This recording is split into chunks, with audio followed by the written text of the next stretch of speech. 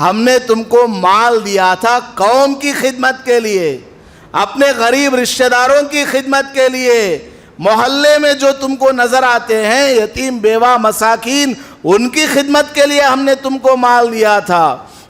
الحمد للہ نحمده ونستعینه ونستغفره ونؤمن به ونتوکل علیہ ونعوذ باللہ من شرور انفسنا ومن سیئات اعمالنا من يهده الله فلا مضل له ومن يضلله فلا هادي له ونشهد أن لا إله إلا الله وحده لا شريك له ونشهد أن سيدنا ومولانا محمدا عبده ورسوله صلى الله عليه وعلى آله وأصحابه وبارك وسلم أما بعد فأعوذ بالله من الشيطان الرجيم بسم الله الرحمن الرحيم واذكروا إذ أنتم قليل مستضعفون في الأرض تخافون أن يتخطفكم الناس فآواكم وأيدكم بنصره ورزقكم من الطيبات لعلكم تشكرون بارك الله لنا ولكم في القرآن المجيد والفرقان الحميد رب اشرح لي صدري ويسر لي أمري واحلل عقدة من لساني يفقه قولي۔ معزز سامعین کرام، محرم کا مہینہ شروع ہونے جا رہا ہے۔ ایک دن باقی رہ گیا ہے۔ اسلام کا نیا سال شروع ہونے جا رہا ہے۔ اس سلسلے میں چند باتیں ہمیں یاد کرنا چاہیے۔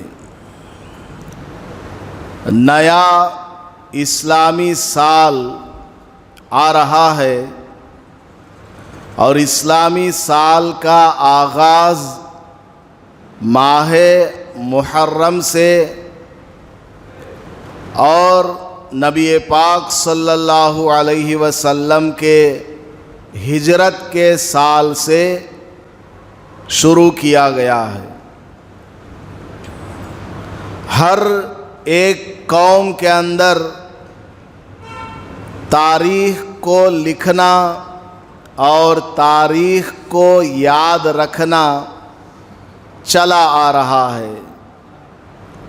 حضرت نوح علیہ السلام کی قوم پر جو طوفان آیا تھا، بعد والوں نے طوفان نوح سے تاریخ کو لکھنا شروع کیا کہ فلاں واقعہ طوفان نوح کے اتنے سال بعد ہوا یا اتنے مہینوں بعد ہوا۔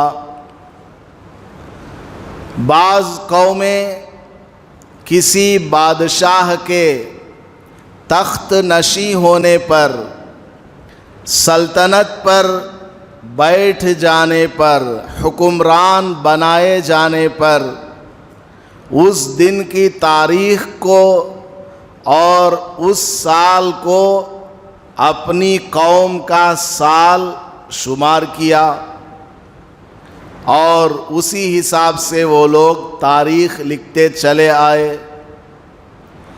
بعض قوموں نے موسم کے حساب سے سال لکھنا شروع کیا کہ یہ پتجھڑ کا موسم ہے، یہ بارش کا موسم ہے، یہ گرمی کا موسم ہے، اس کے اتنے مہینوں کے بعد سردی کا موسم ہے۔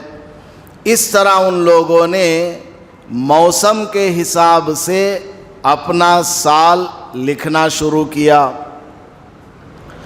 اور نصرانیوں نے، عیسائیوں نے حضرت عیسیٰ علیہ السلام کی ولادت کے سال سے اپنا سال لکھنا شروع کیا، جسے ہم لوگ انگریزی سال بولتے ہیں۔ ابھی 2022 چل رہا ہے، 2022 چل رہا ہے، اس کو عربی میں میلاد بولتے ہیں۔ حضرت عیسیٰ علیہ السلام کی پیدائش کا سال، یعنی ان کے پیدا ہوئے 2022 سال ہو گئے۔ لیکن انگریز لوگ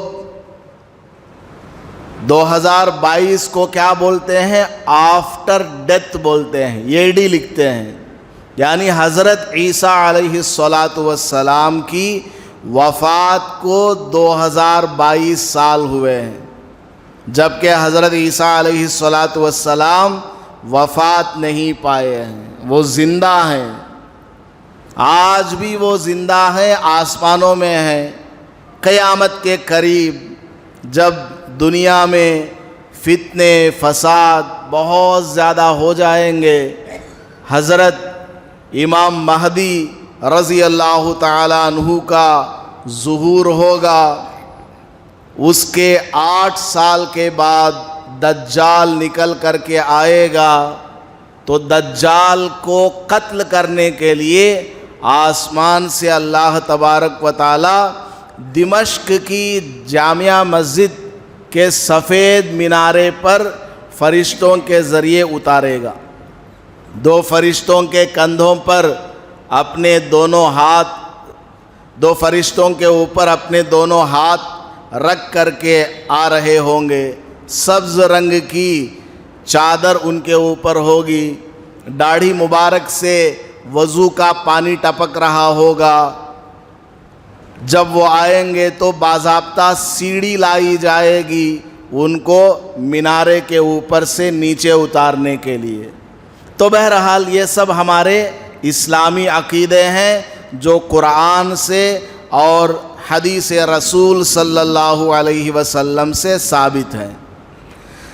تو حضرت عیسیٰ علیہ السلام جس سال میں پیدا ہوئے، وہاں سے لے کر اب تک 2022 سال ہو گئے۔ ہمارا جو اسلامی سال ہے اب 1444ویں ہجری شروع ہونے والا ہے۔ محرم کا چاند نظر آئے گا 1444 1444 ہجری۔ یہ تاریخ کس طرح سے شروع کی گئی، کس نے اس کو شروع کیا، اور اس کے پیچھے کیا کیا اغراض و مقاصد تھے، تاریخ لکھنے کی ضرورت کیوں پیش آئی، اس پر کچھ باتیں آپ کی خدمات میں عرض کرتا ہوں۔ حضرت عمر فاروق رضی اللہ تعالی عنہ کے دور خلافت میں ایک آدمی کا مقدمہ آیا کورٹ میں۔ حضرت عمر فاروق رضی اللہ تعالی عنہ بہت بڑے خلیفہ ہیں، خلیفہ دوم ہیں، نبی پاک صلی اللہ علیہ وسلم دنیا سے پردہ فرما چکے، اور حضرت ابو بکر رضی اللہ تعالی عنہ خلیفہ ہوئے، وہ بھی 2-2.5 سال کی مدت میں دنیا سے رخصت ہو گئے۔ اب حضرت عمر فاروق رضی اللہ تعالی عنہ مسلمانوں کے امیر المؤمنین اور خلیفۃ المسلمین بنائے گئے۔ ان کے پاس ایک کیس آیا، چیٹی میں لکھا ہوا تھا کہ فلاں آدمی نے مجھ سے قرض لیا ہے اور شعبان میں دینے کا وعدہ کیا ہے، اب تک اس نے نہیں دیا ہے۔ حضرت عمر فاروق رضی اللہ تعالیٰ عنہ نے دیکھا، اس میں مہینے کا نام لکھا ہے، سال کا نام نہیں لکھا ہے۔ مہینے کا نام موجود ہے شعبان، لیکن یہ بات کب کی ہے نہیں لکھی ہوئی ہے۔ گزشتہ سال کا یہ شعبان ہے یا اب جو آنے والا شعبان ہے یا اگلا شعبان ہے، کچھ معلوم نہیں۔ کیا پتہ قرض لینے والے نے گزشتہ شعبان میں قرض دے دیا ہو، اور یہ بھی ممکن ہے کہ ابھی نہ دیا ہو، اس شعبان میں دینا ہو، اور یہ بھی ممکن ہے کہ آنے والے شعبان میں دینا ہو۔ تو اشتباہ ہو گیا، کون سا سال ہے معلوم نہیں۔ اور اس زمانے میں لوگ اپنی تاریخ مختلف واقعات کے حساب سے لکھتے تھے۔ نبی پاک صلی اللہ علیہ وسلم جب دنیا میں مبعوث ہوئے، آپ کی ولادت ہوئی، تو آپ کی ولادت کے سال میں ہاتھیوں کا واقعہ پیش آیا تھا۔ ابرہہ بادشاہ نے خانہ کعبہ کو نعوذ باللہ منہدم کرنے کے لیے، گرانے کے لیے ہاتھیوں کا لشکر لے کر کے آیا تھا۔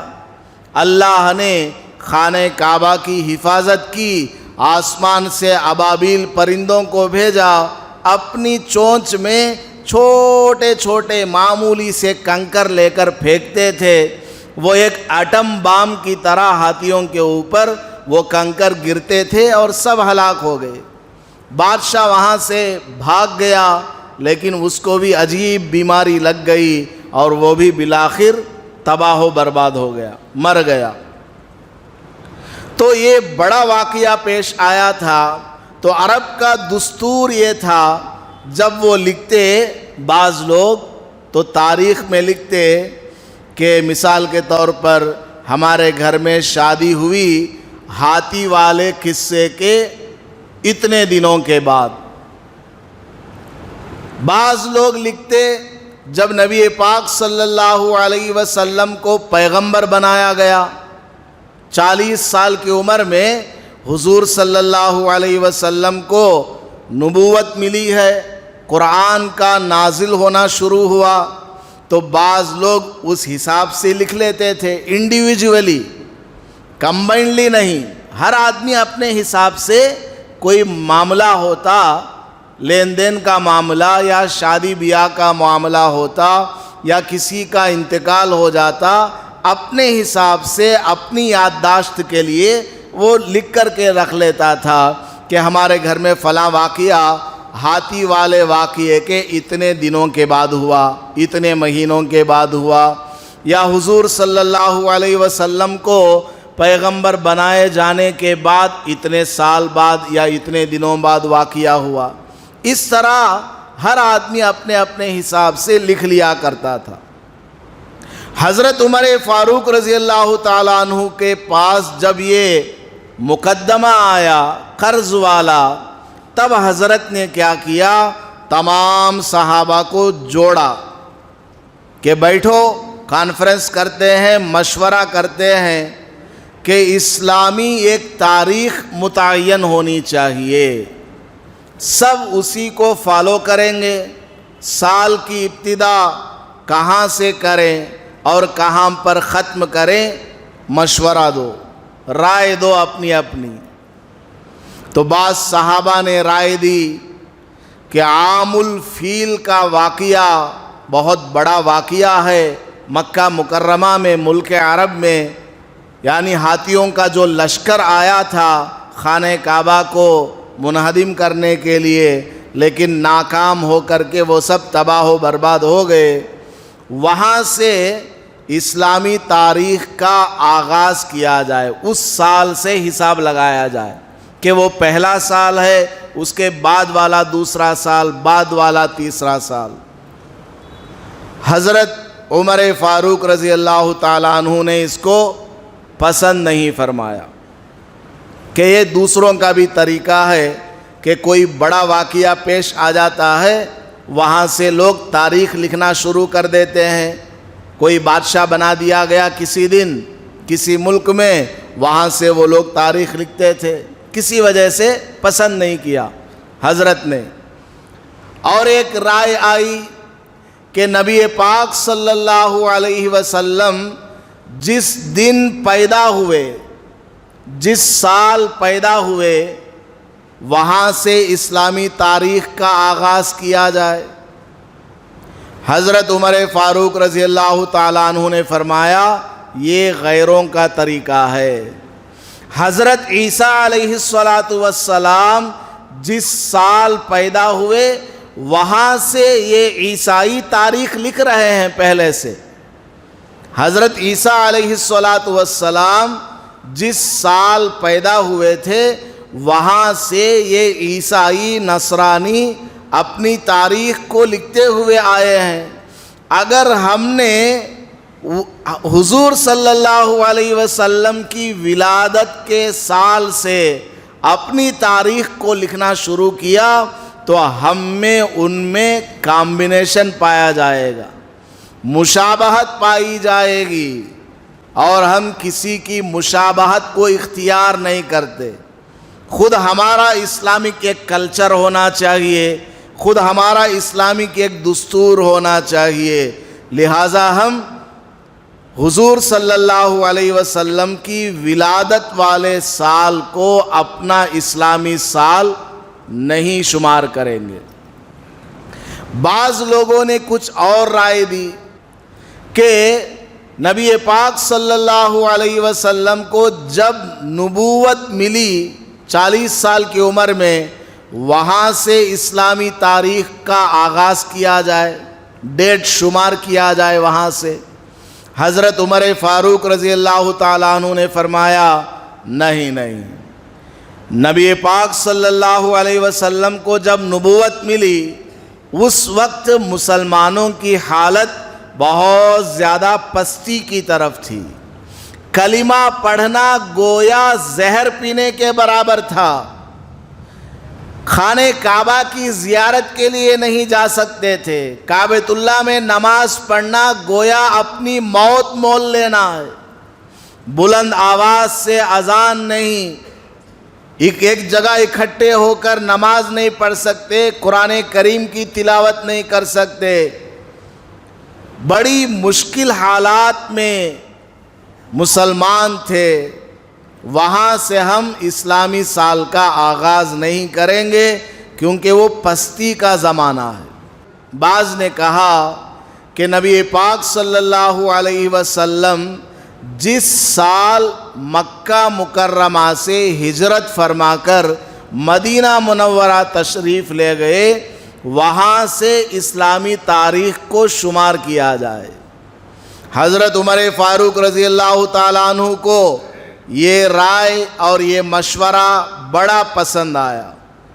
فرمایا کہ جس سال آپ صلی اللہ علیہ وسلم نے مکہ مکرمہ سے مدینہ منورہ ہجرت فرمائی ہے، وہاں سے تاریخ کا آغاز کیا جائے، کیونکہ مدینہ منورہ جب آپ صلی اللہ علیہ وسلم تشریف لے جانے والے تھے، مدینہ والے اس سے 3 سال پہلے ہی مسلمان ہو گئے تھے۔ مدینہ منورہ کے رہنے والے بہت سے مسلمان ہو چکے تھے۔ وہ سنتے آتے تھے کہ مکہ مکرمہ کے اندر ایک نبی مبعوث ہوئے ہیں جن کا نام حضرت محمد الرسول اللہ ہے صلی اللہ علیہ وسلم۔ تو بہت سارے لوگ مدینہ منورہ سے مکہ مکرمہ جا کر کے حضور کے دست مبارک پر اسلام کو قبول کر لیا تھا۔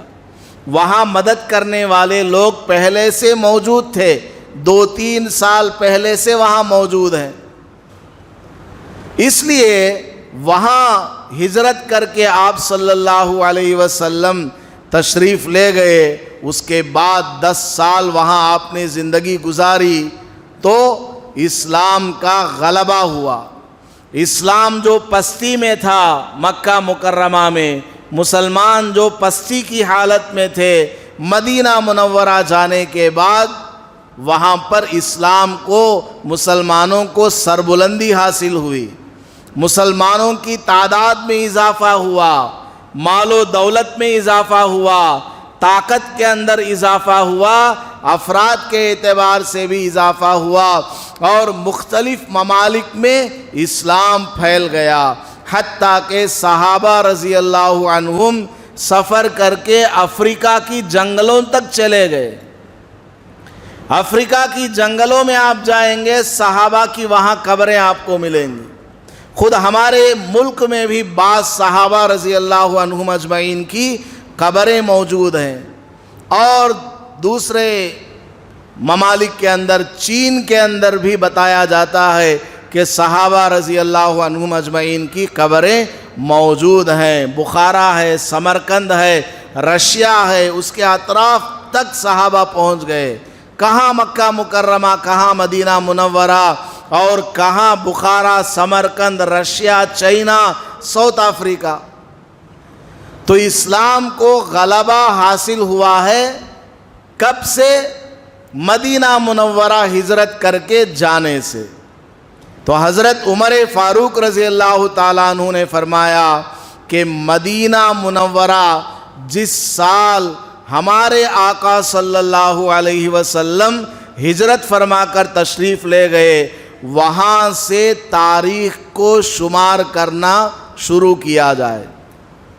لہٰذا لکھنے والے بیٹھ گئے کہ اب کے پچھلے سال کیا ہوا، اس سے پچھلے سال کیا ہوا، اس طرح کرتے کرتے وہاں تک پہنچ گئے، اور حضور صلی اللہ علیہ وسلم جس سال ہجرت کے لیے تشریف لے گئے، وہاں سے لے کر حضرت عمر فاروق رضی اللہ تعالیٰ عنہ کی دور خلافت کے اس واقعے تک جتنے سال بنے اور جتنے مہینے بنے اور جتنے دن بنے، سب حساب و کتاب کے اندر آ گیا، اور وہیں سے یہ ہجری ڈیٹ، ہجری کیلنڈر شروع ہو گیا، اور اس کا نام ہی ہجری کیلنڈر ہے، یعنی ہجرت کا کیلنڈر۔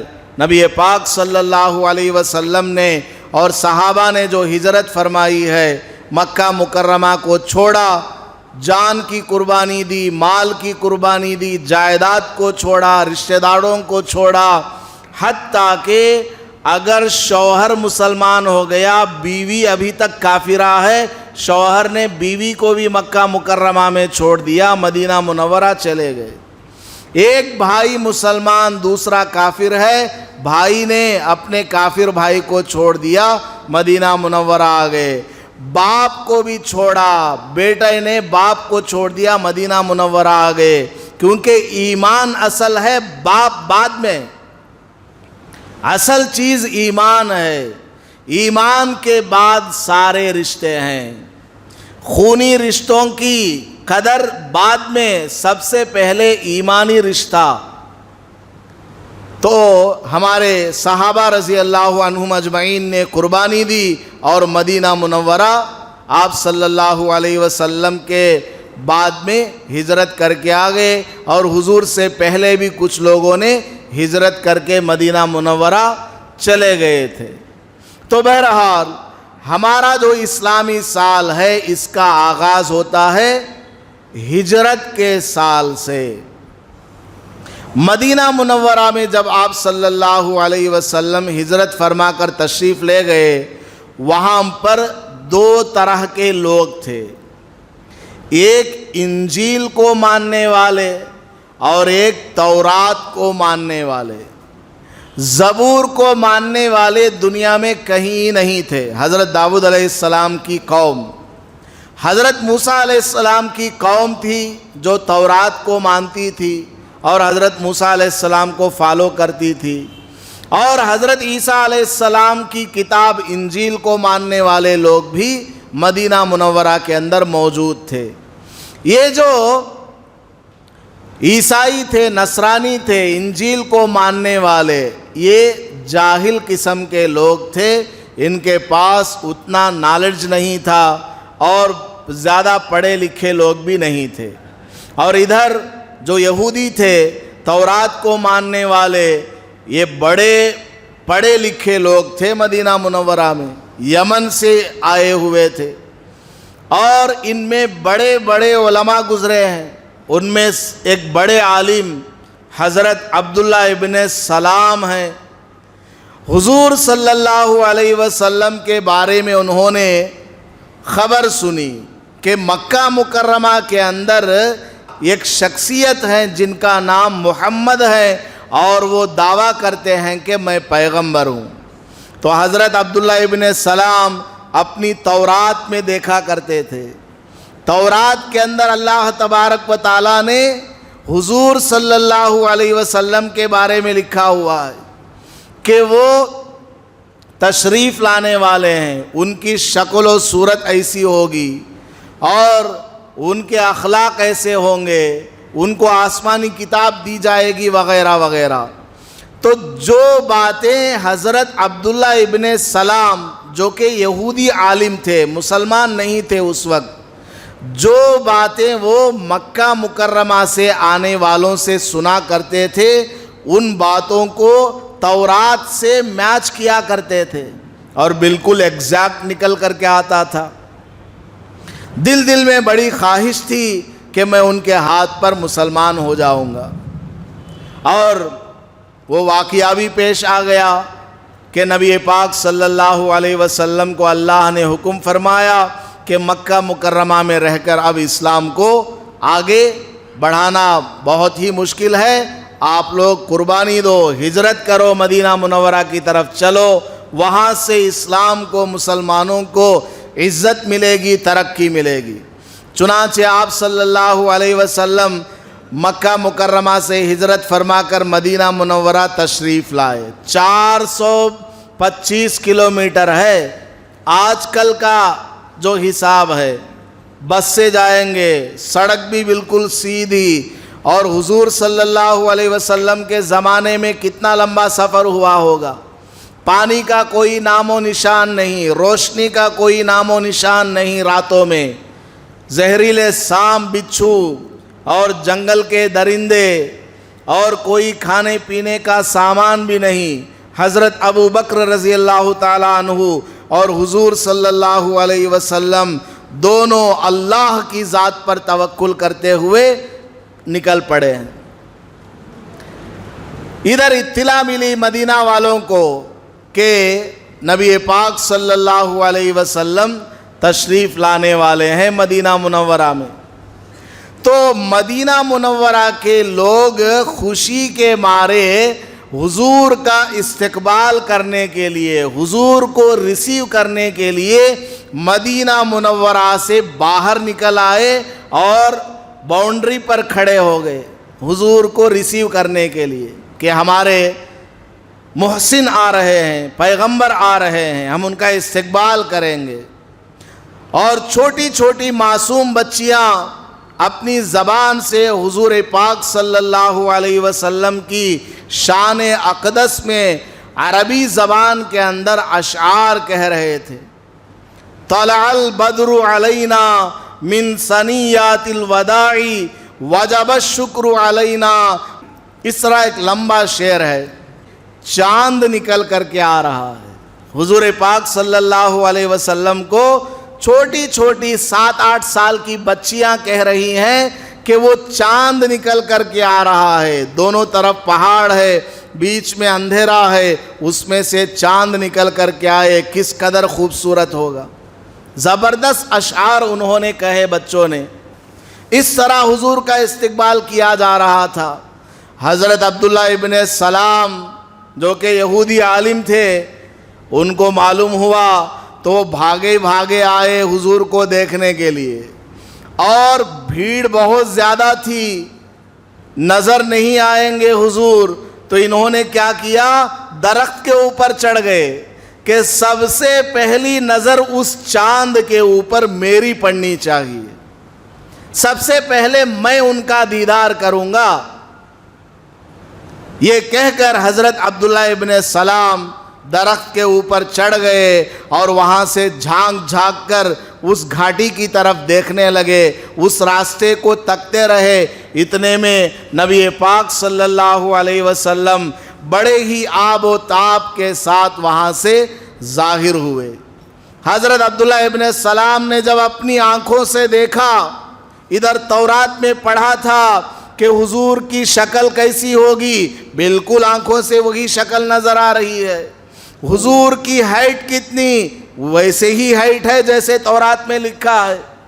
حضرت عبداللہ ابن سلام وہی جھاڑ کے اوپر بیٹھے بیٹھے مسلمان ہو گئے۔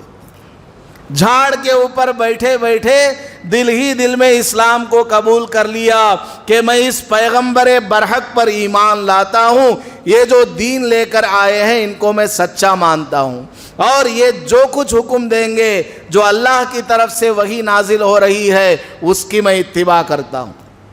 عبداللہ ابن سلام جو کہ یہودیوں کے عالم تھے، رضی اللہ عنہم بن گئے، ایسا جذبہ ان کے اندر۔ تو خیر، مکہ مکرمہ سے مدینہ منورہ حضور پاک صلی اللہ علیہ وسلم ہجرت فرما کر تشریف لائے تو اسلام کو، مسلمانوں کو ترقی ملی، مسلمانوں کی تعداد میں اضافہ ہوتا گیا، امن اور وہاں ہر طرح کی خوشحالی ملی۔ اللہ تبارک و تعالیٰ فرماتا ہے وَاذْكُرُوا، اے لوگوں یاد کرو، اِذْ أَنْتُمْ قَلِيل، جبکہ تم کیا تھے؟ قلیل تھے، معمولی سی مقدار میں تھے مکہ مکرمہ میں۔ مُسْتَضْعَفُونَ فِي الْأَرْضِ، مکہ مکرمہ میں تم لوگ بہت زیادہ کمزور تھے، مالی اعتبار سے کمزوری، طاقت کے اعتبار سے کمزوری، بیک سپورٹ کچھ بھی نہیں ہے، چاروں طرف سے کافروں کے حملے، مشرکوں کے حملے، اور صبح گھر سے کوئی باہر نکلتا شام تک وہ باقی رہے گا نہیں، کچھ معلوم نہیں، راستوں میں کانٹے بچھائے جاتے اور مال و دولت کو چھین لیا جاتا، بہت مشکلات کی حالت میں تم لوگ تھے۔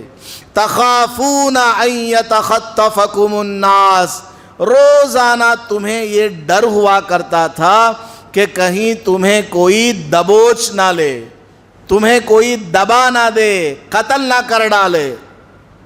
فآواکم، تو اللہ تعالیٰ نے کیا کیا؟ تمہیں ٹھکانہ دیا، مدینہ منورہ جیسی سرزمین کو تمہارے لیے پھیلا دیا۔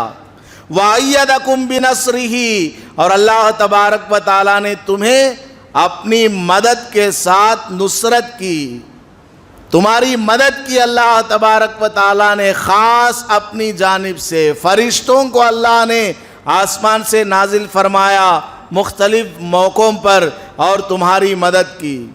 اور اتنا ہی نہیں، وَرَزَقَكُم مِّنَ الطَّيِّبَاتِ، اور اللہ تعالیٰ نے تم کو پاکیزہ حلال مال عطا کیا۔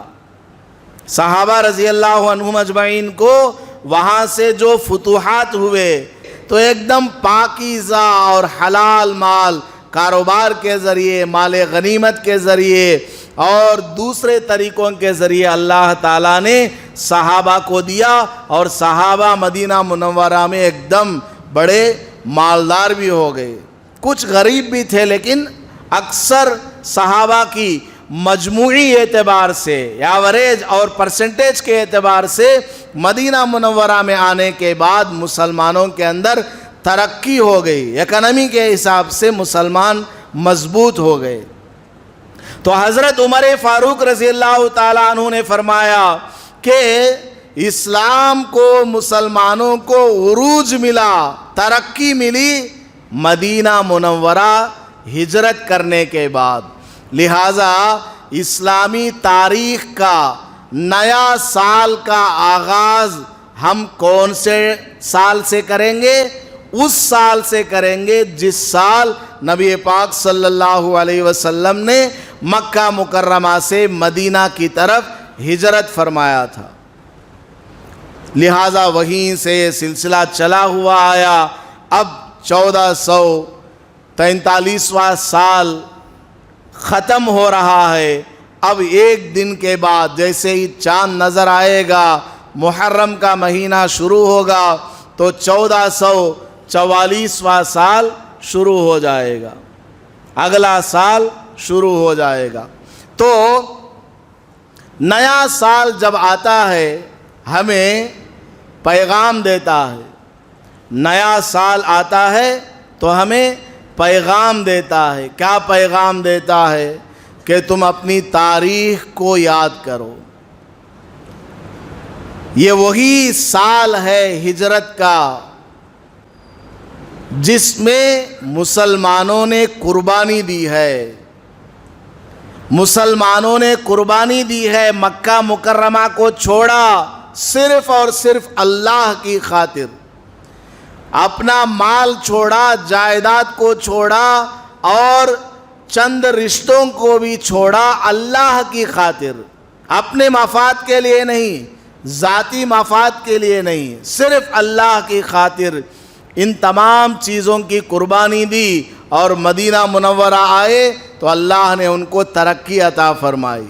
لہٰذا اے مسلمانوں، نیا سال آ کر کے مجھے اور آپ کو یہ سبق دیتا ہے، اگر تم ترقی چاہتے ہو تو اللہ کے لیے قربانی دو، اپنی جان کی قربانی دو، مال کی قربانی دو، وقت کی قربانی دو۔ اذان ہو گئی، نماز کا وقت ہو گیا، اپنے وقت کی قربانی دو، نماز پڑھنے کے لیے آ جاؤ۔ ماہ رمضان آ گیا، اپنی جان کی قربانی دو، بھوکا رہو اللہ کی خاطر۔ زکوٰۃ دینا ہے، سال پورا ہو گیا، مال کی قربانی دو۔ بقرعید کا مہینہ آیا، اس میں جانور کی قربانی دو۔ اور اللہ نے مال و دولت سے نوازا ہے تو زندگی میں ایک مرتبہ حج کرو، جس میں جان بھی لگتی ہے، مال بھی لگتا ہے۔ اس کے علاوہ ایک دوسرے کی خدمت کے لیے، مدد کے لیے اپنی جان لگاؤ، اپنا وقت لگاؤ، اپنا مال لگاؤ، اپنے دوستوں کی مدد کرو، رشتہ داروں کی مدد کرو، محلے والوں کی مدد کرو اور غیر مسلموں کی بھی مدد کرو، اڑوس پڑوس کا خیال رکھو، ضرورت مندوں کے اوپر اپنا مال لگاؤ، مدرسوں میں دو، مسجدوں میں دو، اسلامک سکولز میں دو۔ آج کل ایمان کو لوٹنے والے وہ تو پہلے سے چلے آئے ہیں، لیکن آج کل اور زیادہ زور دے کر کے ہمارے مسلمان بچوں کا ایمان لوٹنے کی کوشش کی جا رہی ہے۔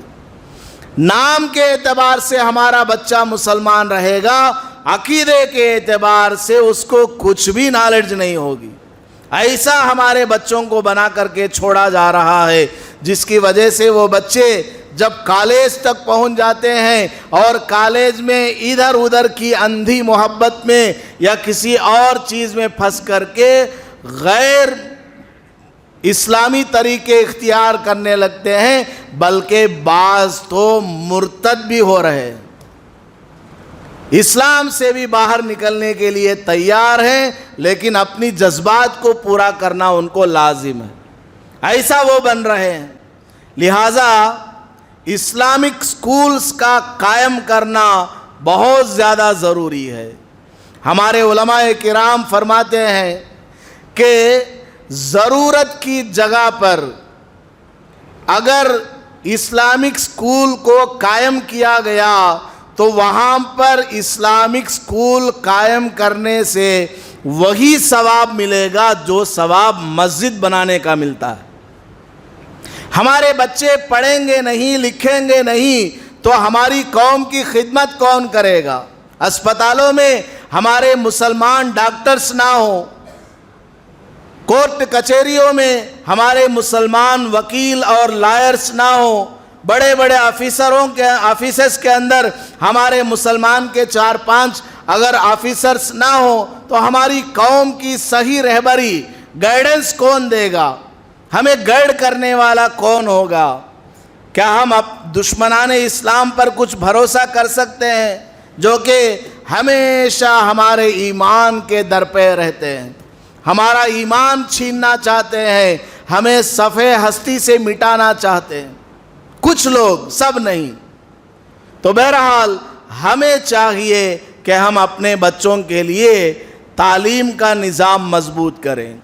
اسلامک اسکول کا مطلب یہ نہیں کہ اس میں بس الف باتا پڑھایا جائے گا، نماز وضو غسل روزہ نہیں، پورا جو کیا بولتے ہیں اس کو پورشن، پورا جو سلیبس ہے وہ عام اسکول والا ہی رہے گا، اس میں 1 گھنٹہ اسلامک نالج بھی رہے گی، جس میں بچوں کو بیسکس آف اسلام سکھایا جائے گا، ٹیچنگس آف ہولی پرافٹ سکھایا جائے گا، وضو سکھایا جائے گا، نماز روزہ اور اسلامک کلچر ان کو بتایا جائے گا۔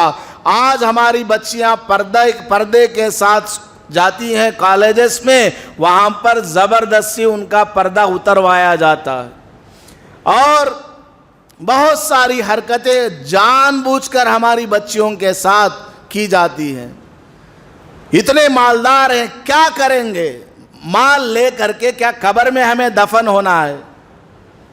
ہم لوگ کیا اپنے پیسوں کو لے کر قبر میں دفن ہو جائیں گے؟ نہیں۔ 7 ملکوں کو فتح کرنے والا بادشاہ جب مرنے کا وقت آیا، وصیت کی کہ جب میں مر جاؤں میرے دونوں ہاتھ اس طرح پھیلا دو۔ پوچھا کیوں؟ کہنے لگے میں 7 ملکوں کو فتح کرنے والا بادشاہ ہوں، لیکن دیکھو خالی ہاتھ جا رہا ہوں، ساری بادشاہت ساری دنیا یہیں پڑی رہ گئی۔ کیا کریں گے کروڑوں کا بیلنس دنیا میں چھوڑ کر کے؟